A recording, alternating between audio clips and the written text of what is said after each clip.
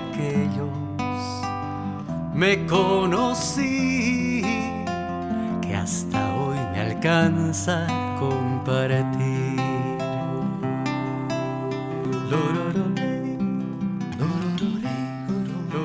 Buenas noches a todos, a todas. Muchas gracias por acompañarnos en un nuevo episodio de Simbiontes. Hoy grabamos el episodio 52, cerrando el concepto explorado en julio, que ha sido curiosidad. Me gusta pensar en la curiosidad como un superpoder que nos viene de nacimiento, ¿no? Es parte de nuestra humanidad, pero que lamentablemente se adormece a medida que vamos creciendo por distintos factores, me imagino, ¿no? El estrés, la prisa, también esta necesidad que tenemos de controlar, de tener certezas, de ser dueños de la verdad. Y creo también, además, a nivel social, hemos construido una narrativa negativa hacia el concepto ignorancia, que está muy vinculado con el tema de la curiosidad, ¿no? Y asociamos la ignorancia con necedad, con pereza, incluso con una falla moral, ¿no? Una señal de peligrosidad. Cuando la ignorancia, al igual que la curiosidad, es también un estado natural del ser humano, ¿no? Es el punto de partida de todo aprendizaje. Entonces, mientras internalizamos esta conceptualización de la ignorancia como una característica de la cual avergonzarnos, se bloquea nuestra curiosidad natural y se reemplaza por una mirada enjuiciadora, rígida, que nos aleja de nuestra capacidad de aprender, de conocernos a nosotros mismos y también a los demás.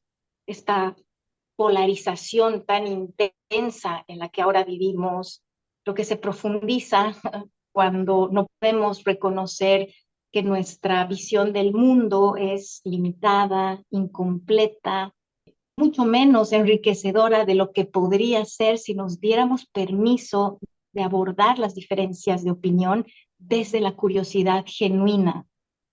Y por eso creo que es tan importante reencuadrar nuestra visión sobre la ignorancia y transformarla en un espacio fértil para reconectar con la curiosidad que busca expansión en lugar de estas respuestas definitivas.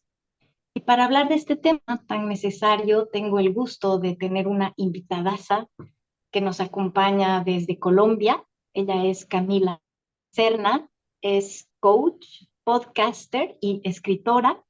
Conversa con las mujeres sobre su relación con el cuerpo y la comida. Explora temas de salud mental, especialmente trastornos de la ansiedad.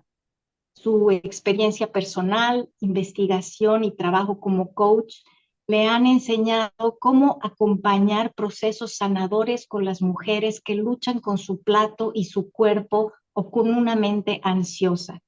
Adicionalmente, explora estas temáticas en sus escritos para la sección de blogs de El Tiempo, en su libro Yo debería ser flaca, publicado por Penguin Random House, y en su podcast realizado en asocio con Caracol Radio. Camila, bienvenida, muchísimas gracias por haber aceptado la invitación para hablar de este tema. No, gracias a ti por invitarme. Qué gusto Para conversar empezar, contigo.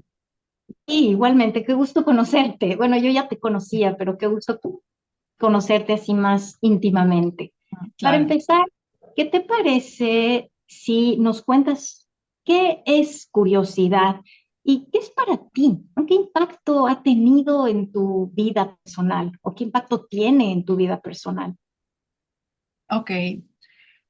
Para mí la curiosidad, así como una definición bien informal, es una actitud dispuesta, abierta, flexible, porosa, maleable, que no es rígida, sino que está dispuesta a explorar, a ir más allá de lo que tú decías, como de quedarse con las certezas y quererse como armar un caparazón de certezas. La curiosidad atraviesa ese armazón y explora lo inexplorado, entonces también requiere coraje. Es eso, como esa actitud que como tú bien dices, yo también creo que es un superpoder. Para mí en la curiosidad, pues en mi trabajo, por ejemplo, es una ficha clave, definitivamente, porque cuando llegan a mí las mujeres que tienen unas ideas muy fijas de cómo debería ser su comida, con las normas y esas reglas y toda esa imposición que tienen, Mm. de repente si se les abre a otro paradigma, si se les ofrecen recursos educativos, pero que hablan de un paradigma completamente distinto a lo que han hecho, van a necesitar algo de curiosidad para poder llevar a cabo un proceso que las vaya sacando de esa plantilla que es muy conocida pero muy tóxica y que las mueva a un lugar que no conocen, pero que sí va a estar alineada con lo que realmente quieren o con un bienestar. En mi trabajo funciona súper bien. Para mí personalmente también, obviamente, es lo mismo. En todos mis temas de salud mental, ahí que tú hablabas de la ansiedad en mi perfil, es porque yo conozco la ansiedad. Y en este Ujú. punto siento que ya puedo comenzar también a ayudar a la gente en temas de ansiedad. Al menos proveer información, psicoeducación así, muy básica, pero muy fundamental. Y ahí la curiosidad es una pieza clave porque la mente ansiosa lo que quiere es certidumbre. De hecho, la ansiedad es un poco el desorden de la duda, es el desorden de odio no saber, ¿sí? Ujú. Entonces, para sentirme mejor, evadir el malestar, me invento cosas, ¿sí? Así sean irracionales, pero que al menos me den una respuesta, sin saber que así perpetuamos la ansiedad, porque nos incomoda de sobremanera la incertidumbre, no saber, no sabemos tolerar eso, ¿sí? Entonces ahí la curiosidad es pues, súper importante porque es lo que te ayuda con otros recursos a salir de ahí, como ver qué otras cosas son seguras, qué pasa si todos esos escenarios que yo me monto, pues si los abandono, ¿qué pasa? ¿Sí? Ujú. Ujú. Sí, no, absolutamente. Mi proceso de autoconocimiento, de reconexión conmigo misma, especialmente con mi cuerpo, ¿no? También ha sido el punto de partida. Y sobre todo, como decías, ¿no?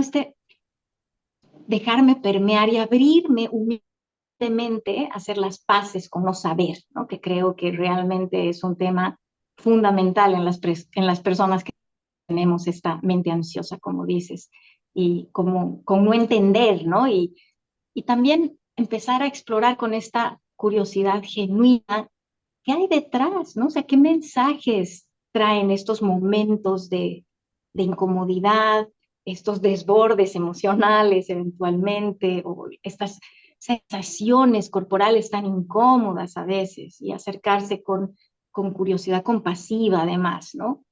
Y a partir de ahí avanzar en esta exploración, que además es Mm. continua, ¿no? Eso también creo que nos descoloca un montón, que es continua. Sí, y además yo no siento que uno se vuelva como un maestro en la curiosidad.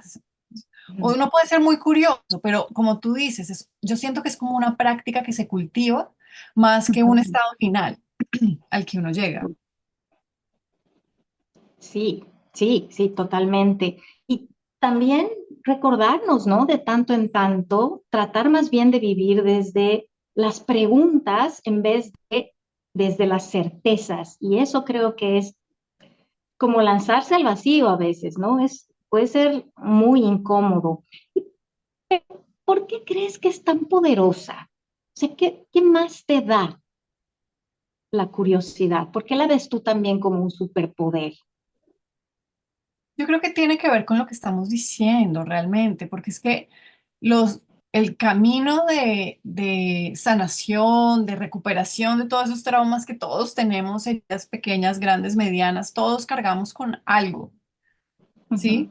Y ese algo nos genera unos patrones disfuncionales en la vida, en el presente, como esa herida traumática está abierta en el presente mediante los patrones disfuncionales tóxicos que estamos repitiendo una y otra vez, ya sea en el trabajo, con la comida, con la pareja, con el cuerpo, lo que sea, porque todo el mundo tiene variedades distintas en sus rollos, son diferentes manifestaciones.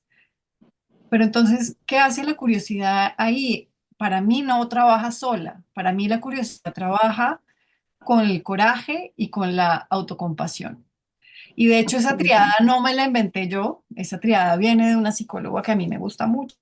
Y no solo lo leí y me hizo sentido intelectualmente, sino que me quedé reflexionándolo en mi propia vida y dije, claro, cada vez que yo he querido activar curiosidad, ahí ha estado presente también el coraje y la compasión. O viceversa, o así como un ciclo, cuando he querido activar la compasión, también ha estado el coraje y la curiosidad.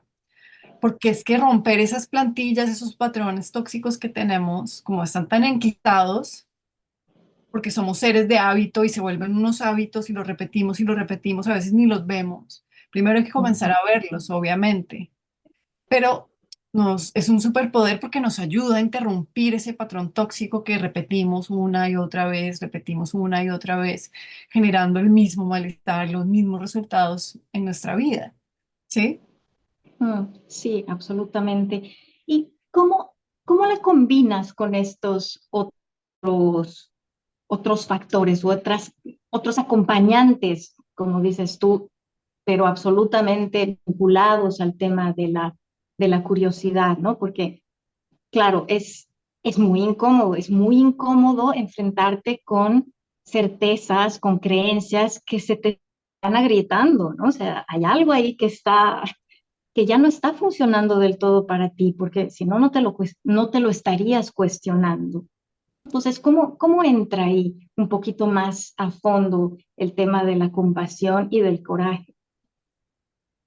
Y pues yo no siento, o por lo menos no tengo yo, como una ruta universal que le sirva a todo el mundo. Mm, Sí siento que van en llave de una manera como muy orgánica, porque al final, bueno, el coraje es como, es que tenemos miedo, pero lo hacemos de todas maneras, ¿sí? Nos da susto y queremos evitarlo, pero no lo evitamos. Eso es el coraje. La autocompasión, que para mí es como de las su superpoder más superpoder que ha habido, ha sido la autocompasión. Y es esa capacidad de sabernos legítimos en toda nuestra complejidad humana, todas nuestras facetas, las que nos gustan, las que no nos gustan, las que disfrutamos, las que no disfrutamos, todas, sabernos legítimas ahí. Entonces, yo creo que ahí se arma como una amalgama como bien orgánica que no te sé decir cuál es primero esto, después haces esto, después haces esto, porque no no. sé. Pero si tú lo piensas, pues mira, si tienes algo muy difícil para hacer, si quieres romper, digamos, un patrón con la comida, con el cuerpo, y de repente, no sé, vienes a mi consulta y me dices, eh, me está pasando esto con la comida y tengo estas normas y no sé cómo romperlas. Y yo te voy diciendo cómo ir haciendo y cómo abandonar estas normas, ahí necesariamente se va a activar, necesariamente, para poder hacerlo, el coraje para atravesar esto, para sostener ese malestar, la curiosidad de qué es lo que va a haber del otro lado porque no lo conozco, no sé cómo se siente abandonar esas reglas con la comida, ¿sí? La autocompasión de, ok, esto va a ser muy difícil, esto no me gusta de mí, esto no lo disfruto, pero no me sirve seguirme violentando, me sirve seguirme tratando mal, no. Mm, totalmente, es liberador, ¿no? Esta posibilidad de desplazar este enfoque de crítica y juicio hacia la observación y el aprendizaje, ¿no? Esta Sonia Renette Taylor dice esta frase que me encanta, ¿no? Que el amor radical florece cuando permitimos que la curiosidad desplace al juicio. Y es precisamente esto que estás comentando. Y también creo que es importante en este punto recalcar que requiere mucha vulnerabilidad también y una vulnerabilidad que no podemos permitirnos o que no nos permitimos en cualquier circunstancia. ¿Cómo te aseguras tú de crear este espacio eh, seguro para que esta curiosidad pueda fluir al abrirse la vulnerabilidad. Yo creo que ahí es donde entra la compasión por uno mismo, Ujú, porque sobre todo si estamos en unas etapas muy incipientes de un proceso, donde todo está como muy en carne viva y hay muchas sensaciones molestas, pues no se va a sentir bien, van a salir a relucir una cantidad de cosas que no nos van a gustar. Entonces, para mí la práctica de la autocompasión es el espacio seguro, es, ujú. porque no es el espacio seguro, no te garantiza que no vaya a haber malestar. Lo que te garantiza es que tú vas a poder recibir ese malestar sin violentarte. Eso para mí es un espacio seguro, ¿sí? No es la garantía de que te vas a sentir bien, tampoco es la garantía de un resultado. Es que lo que pase en ese proceso lo vas a recibir y no te vas a tratar mal, ¿sí? Sí, sí. ¿Cómo aplicas esto en tus acompañamientos con la comida, por ejemplo? Cuando uno tiene una relación tormentosa con su cuerpo, con la comida. Me imagino que es un proceso similar, pero ¿hay alguna Sí, particularidad? no, a ver, mira, yo con las mujeres llevo ya años haciendo el mismo programa y me ha Ujú, funcionado muy bien y son 8 semanas, 8 semanas con una sesión por semana. Voy entregando materiales educativos semana a semana. Entonces, no solo es esto, no solo es curiosidad, compasión, todo esto que estamos hablando acá, sino ujú. también dentro de los materiales educativos incluyo gordofobia, violencia estética, gordofobia Ah, médica, con alimentación intuitiva. O sea, hago todo un currículum que me permita eh, abordar del tema en la complejidad que tienen. O sea, no solo es, hablemos de compasión, la compasión es importantísima, pero hace parte de una constelación como de diferentes herramientas que yo entrego que, como te digo, incluyen desde biología, un poquito de nutrición, fundamentos de comer intuitivamente, y eso es lo que yo hago. Desde el comienzo, desde ese proceso de 8 semanas, yo estoy hablando de la autocompasión, estoy hablando de la curiosidad. Hay algunos consultantes que les sirve muchísimo la curiosidad, por ejemplo, como que se enganchan más con unos conceptos que con otros. Ujú, Pero desde el comienzo estoy hablando de cosas como la autocompasión porque va a ser requerido en el proceso, requerido. claro. ¿Y crees tú que haya algún punto de exceso de curiosidad? O sea, en algún punto habrá demasiada y podrá ser algo así como que realmente mató al gato. Exceso de curiosidad. Ujú, Seguramente, pero entonces ya no es curiosidad, ya se vuelve es como otra cosa que no sé qué bien que sea. Se puede ser evasión, porque si uno, digamos, no sé, se me ocurrió de repente, uno quiere estudiar algo, pero le da miedo. Y en vez ujú. de irse a estudiar lo que uno quiere estudiar, se pone a curiosear 18.000 otras cosas por ahí, pues ya sería como una estrategia de evasión más que curiosidad, ¿sí? Porque curiosidad como tal, la curiosidad es como decir demasiada autocompasión. Demasiada autocompasión ya no es compasión, ya se vuelve es como otro fenómeno, ¿sí? Claro, Así claro. lo veo yo. Sí, me imagino también cuando hay estos procesos em, de búsqueda incansable de información, ¿no? O sea, que ya deja de ser curiosidad y sí, tal vez se vuelve una necesidad de volver a controlar, pero desde otro lado. No sé Sí, si lo ves así también, o sea, nos lleva a esta sobrecarga de información y puede volverse incluso en pensamientos intrusivos, ¿no? Que dejemos nuestras creencias por otras creencias, pero dentro del mismo proceso controlador. yo creo que eso es un peligro de este tiempo en la gente que está buscando sanación, te lo juro, Eso.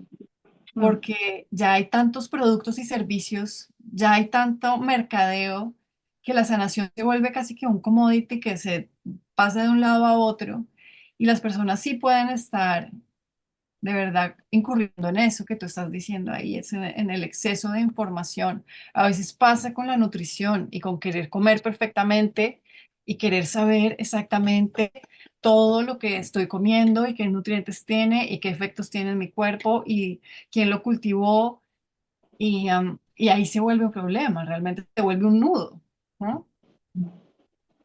Sí, sí, a mí también me pasa en mis acompañamientos este tema, ¿no? O sea, que vienen mujeres muy confundidas y terminan confundiéndose más con el tema de tanta información que hay y contradictoria por todas partes. Y cada dieta, cada médico, cada whatever, vende la solución única y exclusiva para todas las situaciones y se puede aplicar en cualquier contexto. Y es un tema terrible este, ¿no? De también muy exacerbado, me imagino, por este consumo tan excesivo que hay de redes sociales y donde evidentemente en un reel de un minuto uno no puede abarcar estos procesos que son tan complejos, ¿no? 100% y además eso que estás diciendo me acuerda de algo que tengo muy fresco y muy presente en este momento porque es, bueno, estoy escribiendo un texto al respecto y es, y tiene que ver también con la ansiedad, es toda esta obsesión con la sanación, como talleres, seminarios, protocolos, sí, hay todo tipo de técnicas de gurús, de chamanes, de sustancias y la gente va o sea, de una en otra. Todo eso lo que hace es mandar un mensaje a uno mismo de que hay algo que está muy roto, ¿sí? Que está muy dañado y que hay que salir a ver quién lo arregla. Y perpetúa el malestar, ¿sí? Yo Ujú. eso lo vi en mi propia vida también, cuando en un momento dado dijo, ya no necesito más libros. Pronto en unos años, por algún motivo, se me prende la curiosidad de algo, pero no más. Yo no tengo que ir solucionándome con unas cosas nuevas cada mes, ¿sí? No, absolutamente, absolutamente. Esta idea de no poder confiar en tu cuerpo, ¿no? Cuando en realidad, no sé, hace 50 años no había todo esto y perfectamente habíamos sobrevivido y estado en perfectas condiciones y nos hemos mantenido como humanidad por tantos, tantos tiempos sin necesidad de tanta cosa, ¿no? Sí, a mí también me ha pasado y este exceso de información se ha vuelto en realidad en un vivir en la mente y olvidarme de bajar a mi cuerpo para ver qué funciona en mi cuerpo, ¿no? Para mi proceso y que mi proceso no es un proceso de sanación, es algo que a mí también me ha empezado a hacer mucho ruido cuando hablaba yo mucho de mi camino de sanación que implica que estoy enferma, ¿no? O sea, que mi camino es sanar, mi camino, no sé si es sanación. ¿Qué opinas? Es No, mi pero yo vida. también lo creo. Yo uso sanación, pero estoy de acuerdo Mm, contigo. A veces lo uso porque no sé qué más decir o no sí, sé cómo más explicarlo, ¿sí? Pero a veces digo restablecer o a veces digo reencontrar o otro tipo de palabras, porque además que sanación, igual que bienestar, igual que un montón de palabras que ya la cultura o sea, las machacó, las rehusó, cansan. Sí, mm, además sanación implica que si hay algo que uno tiene que sanar, ¿sí? Y mm. sí, a mí con los años también me he ido como alejando de esta idea de sanación y además de que uno es el sanador de otra persona, porque eso también es bien extraño, ¿sí? Sí, no, absolutamente, absolutamente, claro.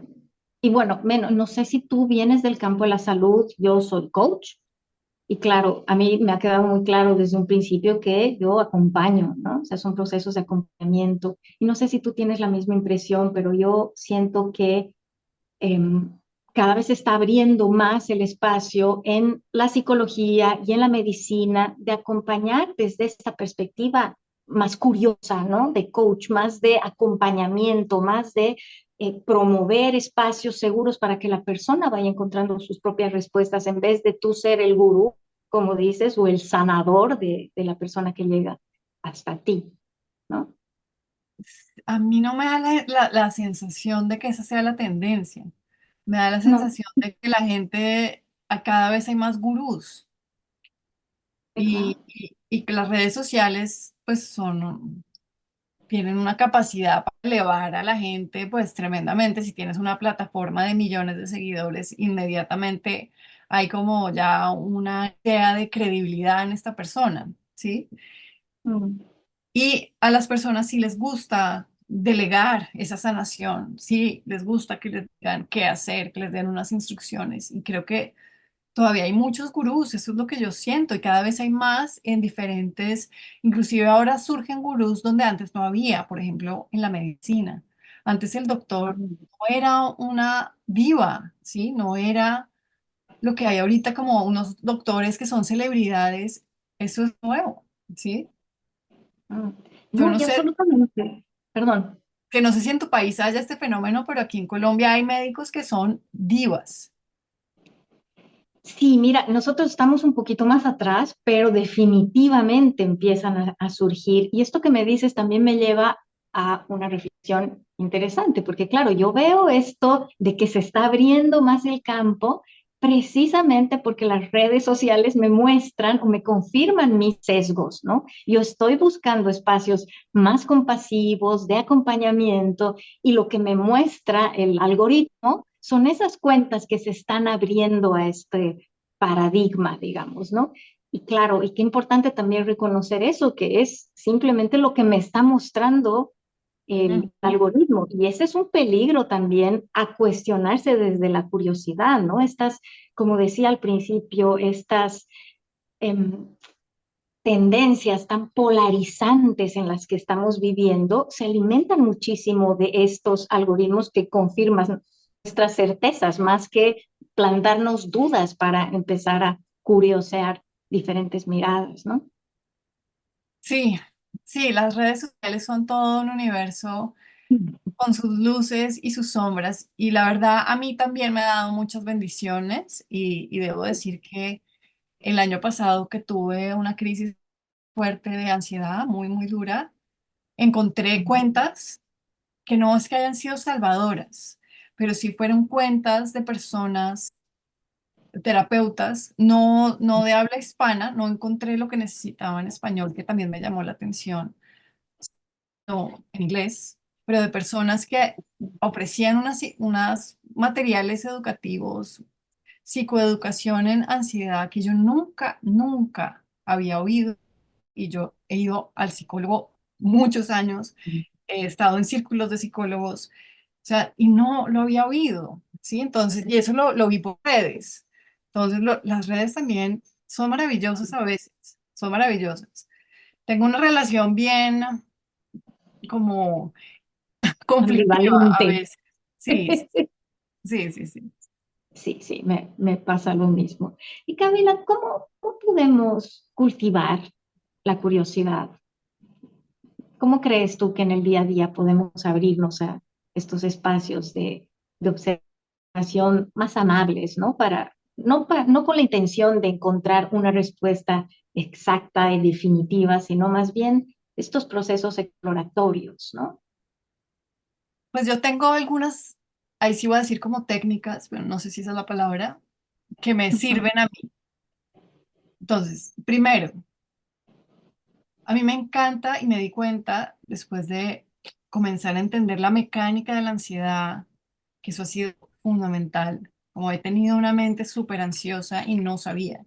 Y de repente comenzar a entender la mecánica de la ansiedad, que es como una plantilla, si a todos los ansiosos nos pasa lo mismo, así las manifestaciones sean diferentes. Pero con esto de de la certeza y la incertidumbre y todo esto, me di cuenta que es para mí súper liberador comenzar con la premisa de que yo no sé casi nada, ¿sí? Como de verdad sentarse, oh, ¿qué sé con certeza? O sea, es que ni siquiera sé. O sea, ¿qué puedo saber con seguridad? Muy pocas cosas.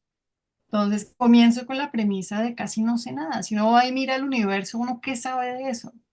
¿Uno qué sabe de la muerte? ¿Uno qué sabe de las preguntas más grandes? Uno no sabe. Comienzo Ujú, desde ahí. Me sirve un montón tener como, sí, esa claridad de no saber, no saber y disfrutarlo, como qué delicia. Sin miedo, digamos, como cambiarle un poco el discurso y más como dejarse maravillar por el asombro, que también, yo creo que también va vinculado con la curiosidad, y el asombro es una emoción. Y es una emoción súper poderosa porque es trascendente, es la emoción trascendente. Sí, la que uno se para frente a un atardecer, unas montañas y uno dice, wow, como que hay algo que me supera en esta vida, ¿sí? ujú, Entonces, partir de ahí, como de dejarse asombrar, maravillar, no saber en qué es esta vida rarísima, no la entiendo, pero qué belleza, las montañas, el atardecer, la naturaleza, el cuerpo, eso me sirve a mí un montón. ujú. Eh, las preguntas me sirven mucho también, me hago preguntas. Y de lo que te decía el otro día que tuvimos una conversación telefónica, las preguntas que no sean de respuesta sí o no, como ya me Claro. estoy sintiendo mejor, sí o no, ¿esto es bueno o es malo?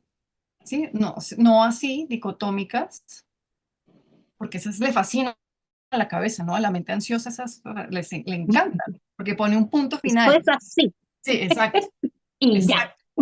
Pero cuando las abres y te vas más al cómo, al qué, cómo ha sido mi progreso, cómo me siento ahora, cómo me siento ahora con respecto a hace un año, qué ha Ujú, cambiado, ¿sí? Ese tipo de preguntas me ayuda a fomentar esa curiosidad y de repente ver cosas que no había visto antes. Y también me sirve, y entendiendo los pensamientos intrusivos, por ejemplo, para las personas ansiosas, pues que tenemos pensamientos catastróficos muy frecuentemente y que nos vamos al peor escenario posible. A mí también me gusta ahora como darle la vuelta, imaginarme escenarios hipotéticos, pero buenos. O sea, ¿qué pasa si sí me va bien en esta presentación? ¿Qué pasa ujú, si esto que pasa, que creo que va a ser terrible, termina en algo buenísimo? Sí, como que trato de voltearlo y ver las posibilidades, porque inclusive tengo evidencia del pasado cuando pasó algo que no quería y resultó en algo súper bueno. ¿Sí? ujú. Claro, buscar evidencia, como dices tú, en el pasado. Y sí, me encantó esto que has dicho, esto, recuperar nuestro derecho de no saber y nuestro derecho a cambiar de opinión también, porque creo que es muy mal visto esto de cambiar de rumbo, ¿no? A mí me ha pasado, yo he empezado con este proceso, digamos, de acompañamiento desde una perspectiva muy salutista y me he permitido ir cambiando esa perspectiva y me ha cobrado factura, por así decir, ¿no? Por no ser coherente o congruente. Me ha significado también dejar algunas comunidades que yo valoraba mucho, pero al final de cuentas eran comunidades que me aceptaban por por qué decía yo y no tanto por quién era yo, ¿no? Por qué traía yo, porque al final de cuentas esa duda se abrió dentro de mí porque estaba ahí también, ¿no? No sé si me dejo entender. Ujú. Entonces, creo que es un derecho importante esto de cambiar de opinión que podríamos respetar en otros y en Lo del nosotros. salutismo es muy complicado de explicar. Esto es algo muy retador porque a ti te compran muchos argumentos sobre violencia estética, feminismo, hasta gordofobia, pero tú llegas al salutismo y es como, no, es un imperativo moral ser saludable. Y es muy difícil cambiar la Sí. perspectiva de la gente. Yo creo hasta que uno no se enferma y uno no tiene esa experiencia vivida de cómo es esa vulnerabilidad de enfermarse en este mundo, ¿sí? Mm, mm. No, absolutamente. Y además, esa culpa, ¿no? Que siente uno de enfermarse y La que culpa. he hecho mal, o sea, qué fuerte que es eso, y a mí me ha pegado mucho, más que la culpa de enfermarme yo, culpa de haber culpado a mis a mi madre en este caso por haber enfermado, ¿no? Y eso a mí me ha quebrado muchísimo, porque realmente uno puede ser muy juicioso con, o sea, de juzgar, quiero decir, no de juicio, de razón, Sí, muy enjuiciador, juzgador, sí. Mm. sí, muy juzgador de estos procesos que, como dices, o sea, no tenemos el control de absolutamente nada, no sé por qué nos quieren meter tan grabada en la mente de que es comer y moverte más y con eso está comprado el 80% de tu salud y ya está, ¿no? Es fuerte, Sí, sí. sí, sí, sí. Y hoy estaba mirando precisamente para el texto que estoy escribiendo los determinantes sociales de la salud, por ejemplo, y es súper interesante ver que los comportamientos individuales, Mm. todos, incluyendo tabaquismo, cómo se maneja, todos los individuales son 36%, de los cuales movimiento y comida tienen el 10 al 15%. O sea, Y, importan, pero dentro de, es relativo, ¿sí? claro, y ese 10 a 15% es veremos también, ¿no? También depende de tus circunstancias materiales en este caso, ¿no? O sea, no es el 10% para todas las personas, 10 es el 10% cuando tienes muchos privilegios también, ¿no? Y eso no se toma en cuenta, sí, absolutamente es. Y es muy difícil de conversar este tema, tienes toda la razón. A mí también es lo que más me cuesta que la gente aborde así, ¿no? Porque claro, a mí me dicen, pucha, es que es echarte al muerto, digamos, y ya está, entonces no hago nada. Yo no, yo sabes que opto por no tratar de convencer a nadie. Ujú, Yo hago mi trabajo, hago lo posible por educar y nombrar estos fenómenos, ujú, por lo menos nombrarlos, pero yo ya no estoy tratando de convencer a nadie, ujú, ¿sí? Porque no, pues no le veo el punto. Y mucho menos una cosa como esta del salutismo, porque no vas a convencer a nadie, eso no lo vas a, no es a punta de argumento, de lógica, porque sí que requiere una cualidad muy interior, como muy vulnerable de cada cual, de reconocer esta humanidad muy frágil que nos podemos enfermar en cualquier momento y eso es una realidad para cualquier persona, ¿sí? Pero si uno quiere absolutamente. reconocer eso, pues ni modo. Mm, mm, sí, totalmente, totalmente. Y las resistencias, o sea, yo invito también a la curiosidad sobre esas resistencias, que cuando llegan con, no quiero ir por ahí, ¿no? Y aplicar curiosidad a ese no quiero ir por ahí Sí, puede a veces toca aportar. ir despacio, ¿no? Mm, Y con los temas de la comida se hacen exposiciones a, digamos, si tenemos una comida, un alimento temido, algo que nos daba miedo comer, pero queremos comer, o tenemos una norma que nos da mucho miedo levantar, quitar. Entonces, la exposición sería acercarse a este alimento temido o permitir o abandonar esa norma, pero es de totazo es difícil, entonces a veces toca de a poquitos, ¿sí? Como un acercamiento incremental y ver cómo se siente eso y cómo mm, se siente después un poquito más allá y cómo se siente un poquito más allá, ¿sí? mm. Pasitos de bebé. Sí, pasitos de bebé, total. Porque es que la curiosidad y todos estos conceptos no se pueden forzar tampoco, porque si No, no, es violento. absolutamente. Qué importante que lo digas. Es violento. Imponer, ¿no? Tratar de convencer, tratar de cambiar es violento.